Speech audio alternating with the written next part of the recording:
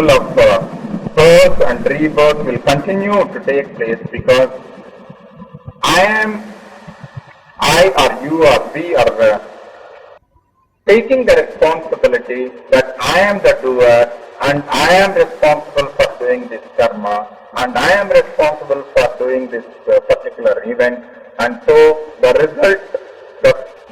result also I claim. So naturally, either you have to suffer or you have to enjoy. So you cannot have the partial ownership of only positive fruit of enjoying and not to take the negative fruit of suffering or sorrow. That's not possible. In the righteous way, in the creation, the Lord has given everything in a very righteous and very harming or very virtuous way, without any biased, controversial aspects in this creation. So that is the beauty of this awareness of change. Upon receiving the message of awareness of our change, then we gradually go to the message of our true nature. It is left up to an individual. He can ignore this awareness of change, or distort it, or project it, or deny it. Or we all can welcome the awareness of change with a positive thinking, even with the logistics, or even with the reality of the world. So learning to feel our feelings and not to bury them out of particular and specific interest of all the human beings in this universe. So the question of feelings, the question of emotions, the question of enjoying or suffering, all these things come because we are not aware of the change. The moment we are aware of the change, then we start accepting it. That's the beauty of the change.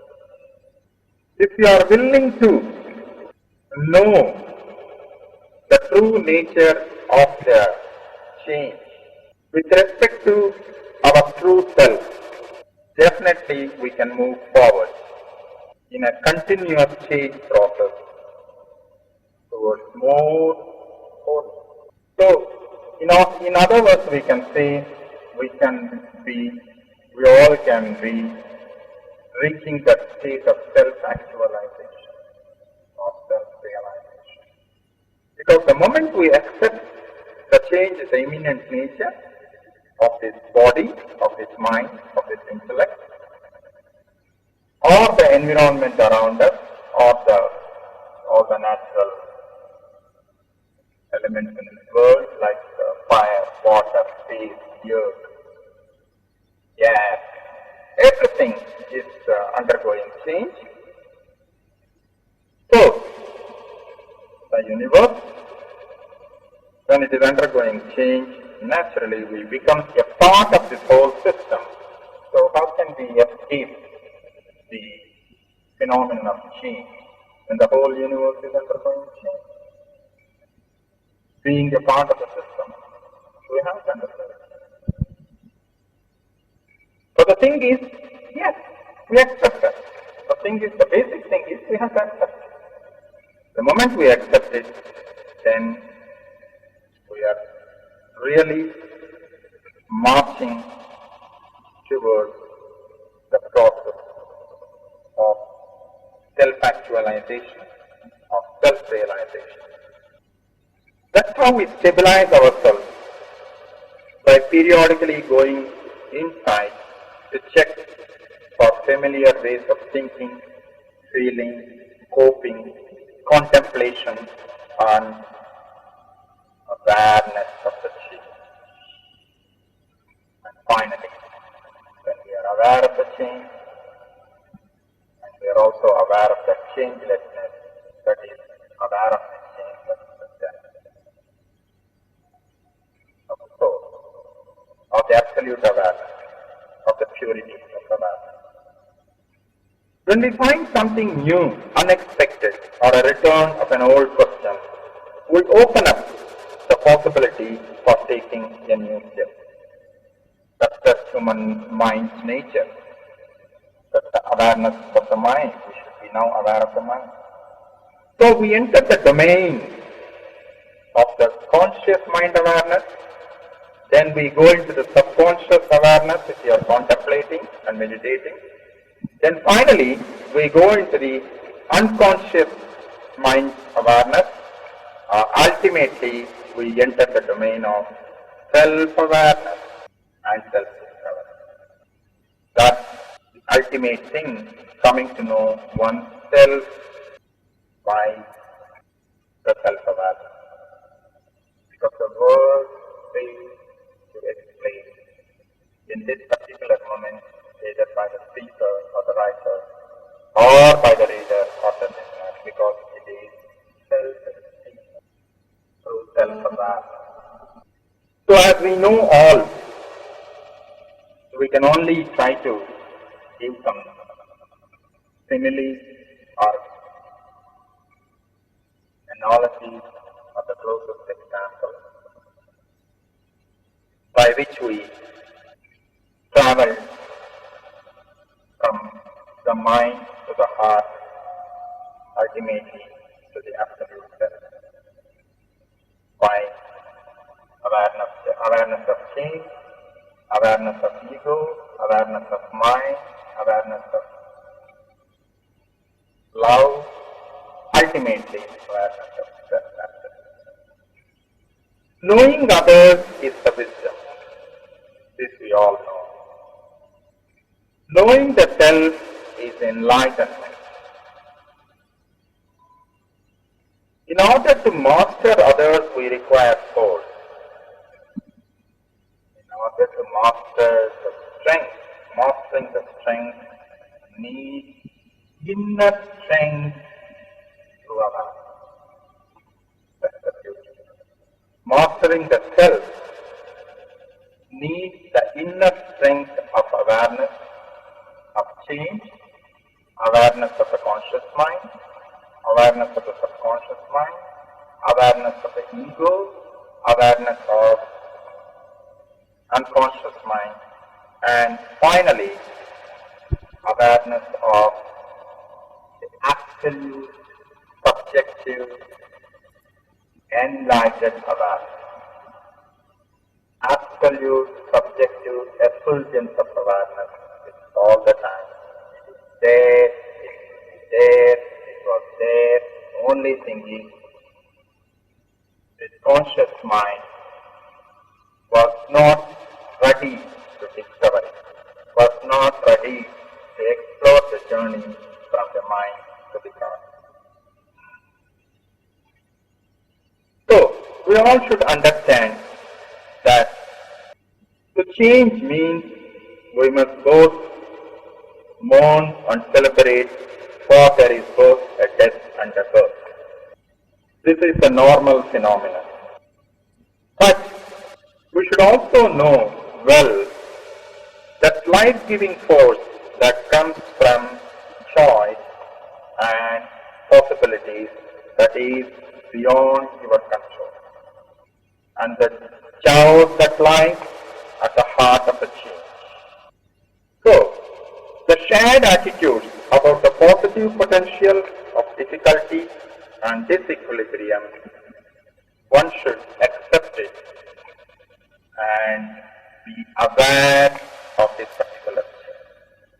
As we see in our day-to-day life, it's all happening. 90% of this human are undergoing this particular thing. There is no peace in the family.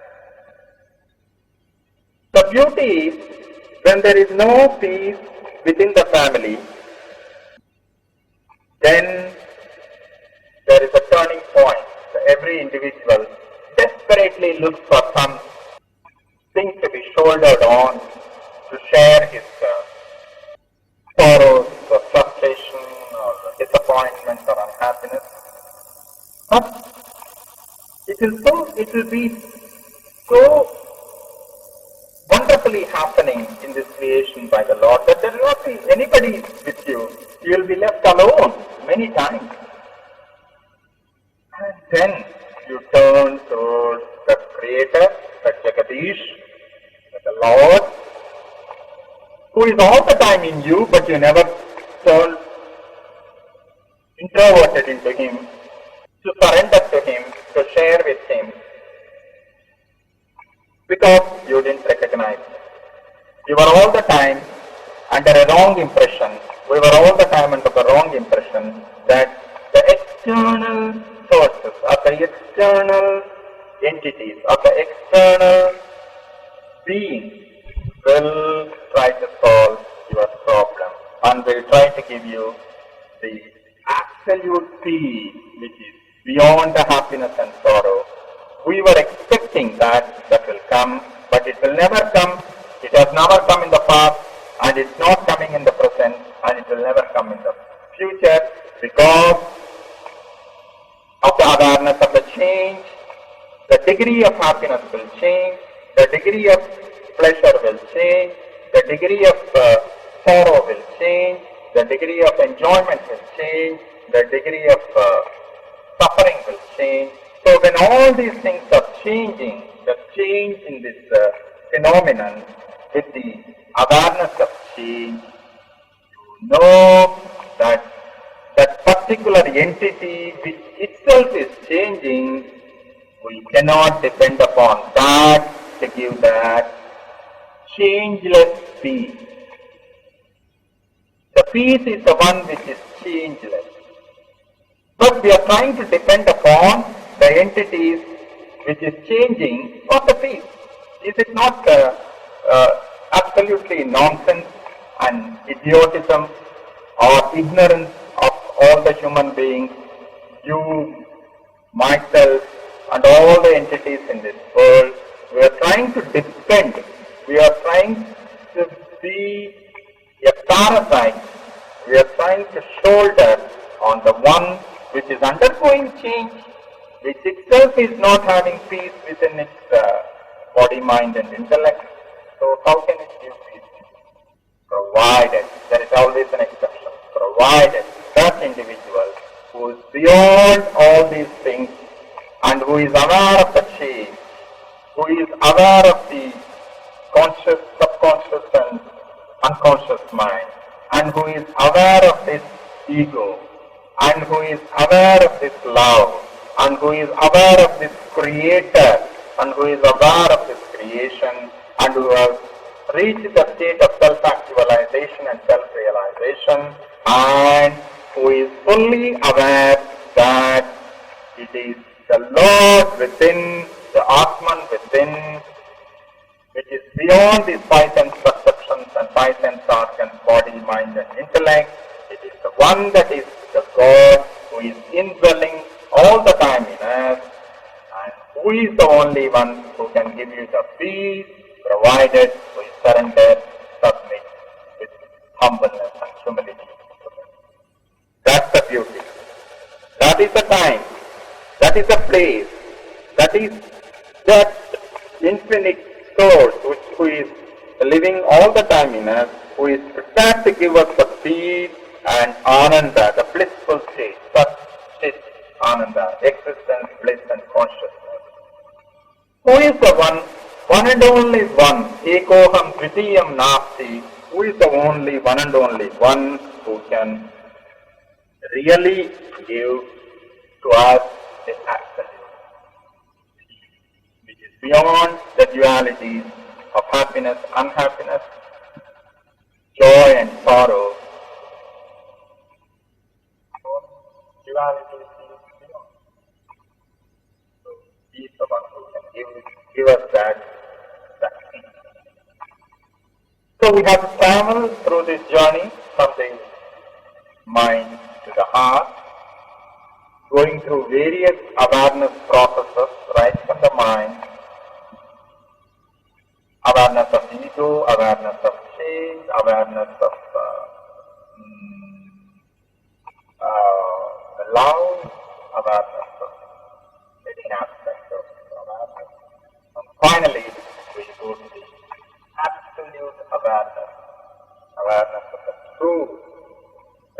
mind is free, body, mind, intellect is free from all these things changes,